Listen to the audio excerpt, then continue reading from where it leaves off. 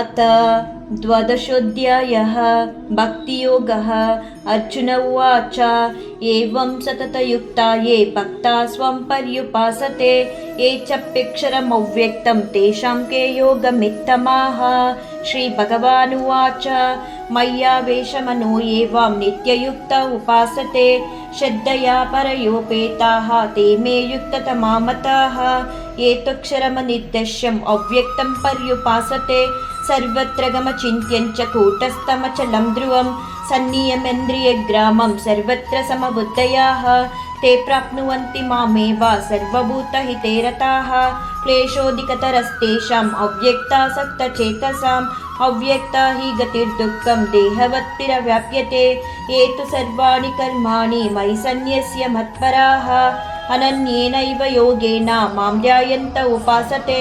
तेषामहं समुद्धर्तं मृत्युसंसारसागरात् भवामि न चिरत्पार्थ मय्यावेशितचेतसां मय्येव मनः तस्व मयि बुद्धिं निवेशयः निवशिष्यसि मय्येव अत ऊर्ध्वं न संशयः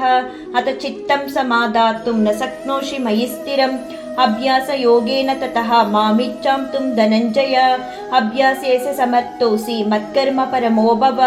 मदर्ममपि कर्माणि कुर्वन् सिद्धिवाप्स्यसि अतैत्यदप्यसक्तोऽसि कर्तृमद्योगमाश्रितः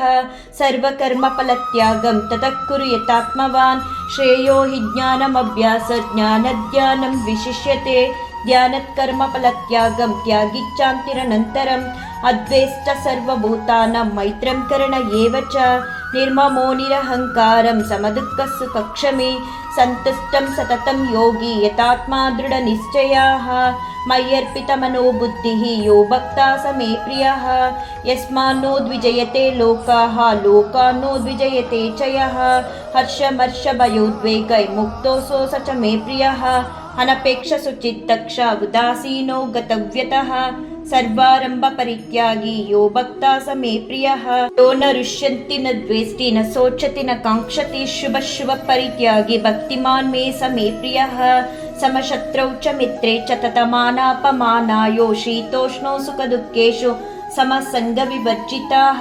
तुल्यनिन्दस्थितिर्मौनी सन्तुष्ट येन केनचित् अनिकेतः स्थिरमतिः भक्तिमान् मे प्रियो नरः ये तु धर्मामृतमिदं यक्तोक्तं पर्युपासते श्रद्धदानमत्परामं भक्तास्ते मे प्रियः। ॐ तत्सत् इति श्रीभगवद्गीतासु उपनिषत्सु ब्रह्मविद्यायां योगशास्त्रे श्रीकृष्णार्जुनसंवादे भक्तियोगो नाम द्वादशोऽध्यायः।